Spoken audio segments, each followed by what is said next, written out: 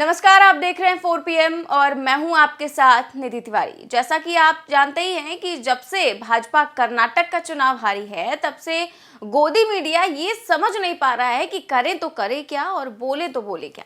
ऐसा लग रहा है कि हार का सदमा बीजेपी से ज्यादा मीडिया को लगा है और इसी बौखलाहट में गोदी मीडिया के एंकर आए दिन कुछ ना कुछ ऐसा किए जा रहे हैं कि खुद ही जबरदस्त तरीके से ट्रोल हो जा रहे हैं। इन्हें तो आप जानते ही होंगे, ये हैं आज तक की स्टार एंकर चित्रा त्रिपाठी। इन्होंने कल एक डिबेट की जिसका शीर्षक था मोदी से लड़ाई कांग्रेस मंडल पर आई। इस डिबेट में इसी बात पर चर्चा हुई कि कैसे राहुल गांधी ने जातिगत जनगणना की बात की और पिछड़े दलितों के दम पर कांग्रेस ने कर्नाटक में चुनाव जीता। यानी कि जब मोदी जी खुद को ओबीसी बताकर वोट मांगते हैं तब उस पर कोई डिबेट नहीं होती, लेकिन जब विपक्षी दल जातिगत जनगणना की बात कर रहे हैं और जाति के नाम पर वोट मांग रहे हैं तो कहा जा रहा है कि मोदी से लड़ने के लिए कांग्रेस कमंडल पर आ गई। अब चित्रा त्रिपाठी की इसी डिबेट पर कुछ ऐसा हो गया जिसकी चर्चा अब पूरे देश में हो गई और चित्रा त्रिपाठी बुरी तरह ट्रोल हो गई। दरअसल इस डिबेट में चित्रा त्रिपाठी ने योगेंद्र यादव से सवाल किया कि किसी जमाने में संसद में 1/4 ब्राह्मण थे और 10 ब्राह्मण मुख्यमंत्री थे, लेकिन अब मामला बदल गया है। जैसे ही चित्रा त्रिपाठी ने यह सवाल किया और कांग्रेस पर जाति की राजनीति का आरोप लगाया, तुरंत योगेंद्र यादव ने चित्रा त्रिपाठी को लाइव शो में सुना दिया।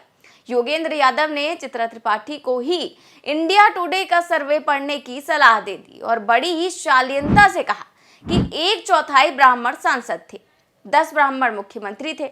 ऐसी बातें टीवी पर कही जा रही हैं। लोकतंत्र का कायदा ये होता है कि जब लोकतंत्र का विस्तार होता है तो जो छोटा सा अभिजात्य वर्ग सत्ता पर काबिज होता है उसका शिकंजा ढीला हो जाता है और समाज की तस्वीर मंत्रिमंडल और सत्ता में आनी शुरू हो जाती है।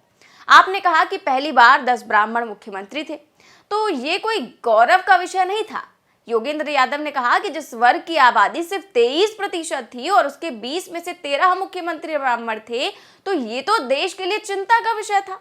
आपने कहा कि 1/4 ब्राह्मण सांसद थे, तो कहीं ना कहीं मुझे इसमें पीड़ा सुनाई दी। अब आपकी व्यक्तिगत पीड़ा तो नहीं होगी, लेकिन जिसकी भी पीड़ा रही उन्हें बताना चाहता हूं कि लोकतंत्र का विस्तार होता है तो समाज को अपनी हिस्सेदारी मिलती है। और जहां तक कर्नाटक में ओबीसी वोट की बात है तो इंडिया टुडे के सर्वे के मुताबिक ही कांग्रेस को सभी समाज में 5% वोट ज्यादा मिला और ओबीसी में भी 5% वोट ज्यादा मिला। तो किसी खास जाति में कोई अलग से फायदा नहीं हुआ। आपको अपने चैनल का सर्वे पढ़कर ही ऐसी बातें बोलनी चाहिए। अब योगेंद्र यादव ने चित्रा त्रिपाठी को उनके ही चैनल का सर्वे पढ़ने की सलाह दे दी तो चित्रा त्रिपाठी को गुस्सा आ गया और फिर उन्होंने कहा कि आपसे ऐसी भाषा की उम्मीद नहीं थी। मेरी कोई व्यक्तिगत पीड़ा नहीं है, मैं तो बस इतिहास बता रही थी। आप बार बार चित्रा त्रिपाठी जी कहते हुए मुझे इंडिया टुडे का सर्वे पढ़ने की सलाह दे रहे हैं, जबकि मैंने ही ये सर्वे दिखाया था। इस पर योगेंद्र यादव ने कहा कि इसमें बुरा लगने वाली कौन सी बात है। आप मुझे योगेंद्र यादव कहकर बुला रही हैं तो मैं आपको चित्रा त्रिपाठी।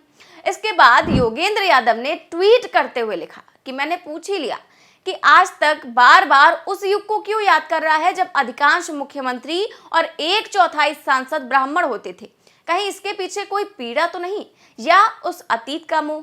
अब योगेंद्र यादव के इतना कहने पर चित्रा त्रिपाठी नाराज हो गई और उन्होंने अपने ट्विटर पर लिखा, आपकी व्यक्तिगत कुंठा को समझा जा सकता है योगेंद्र यादव जी, मुझे आपके साथ सहानुभूति है।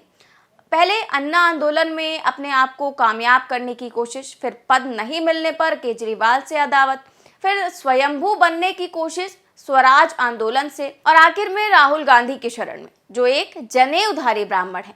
मैं ये नहीं कहूंगी कि आप अति पाखंडी हैं, मगर अपनी महत्वाकांक्षा के लिए मीठी जुबान से समाज को विभाजित करना देश के साथ गद्दारी होती है।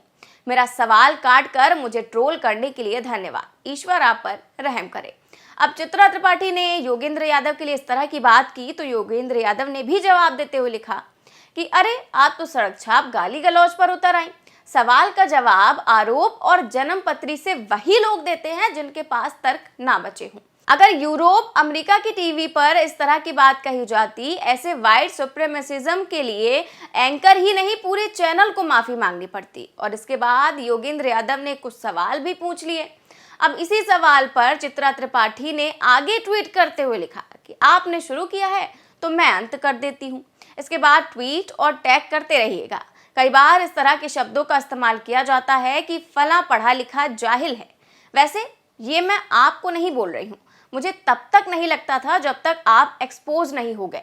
इसके बाद चित्रा त्रिपाठी योगेंद्र यादव को उनका इतिहास याद दिलाने लगी। अब आज ट्विटर पर दिन भर ये बहस चलती रही, जिस पर लोगों ने तरह तरह के कमेंट्स कर चित्रा के मजे लिए।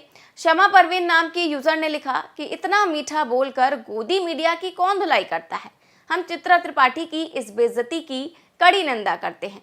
वहीं सदफ आफरीन नाम की एक यूजर ने लिखा, योगेंद्र यादव जी ने चित्रा त्रिपाठी को जरा सा आईना का दिखाया, बेचारी तिलमिलाई घूम रही है। लोकतंत्र में सभी जाति की भागीदारी बहुत जरूरी है, लेकिन गोदी मीडिया उस दौर का रोना रो रही है जब सिर्फ जाति विशेष के लोग ही सत्ता पर काबिज थे।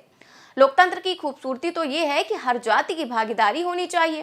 पिछड़े वर्गों को भागीदारी मिलने पर कुछ जातिवादी लोग बहुत तकलीफ में हैं। वहीं पत्रकार पुनीत कुमार सिंह ने लिखा कि ये पैनल देखिए, शर्मा, तिवारी, त्रिपाठी, खेड़ा, यादव, जिनकी आबादी सिर्फ 2-3% है, उनकी इस पैनल में भागीदारी 60% है। योगेंद्र यादव जी ने यही सवाल लाइव टीवी पर पूछ लिया तो चित्रा त्रिपाठी को मिर्ची लग गई। अब इस तरह से चित्रा त्रिपाठी को कई लोग ट्रोल कर रहे हैं और लगातार देश भर में इस बहस की चर्चा हो रही है। यही नहीं, ट्विटर पर नंबर 1 पर ये ट्रेंड भी कर रहा है। आप इस खबर पर क्या सोचते हैं, हमें कमेंट बॉक्स में ज़रूर बताएं। साथ ही देश और दुनिया की तमाम बड़ी खबरें जानने के लिए देखते रहिए 4PM न्यूज़ नेटवर्क। नमस्कार।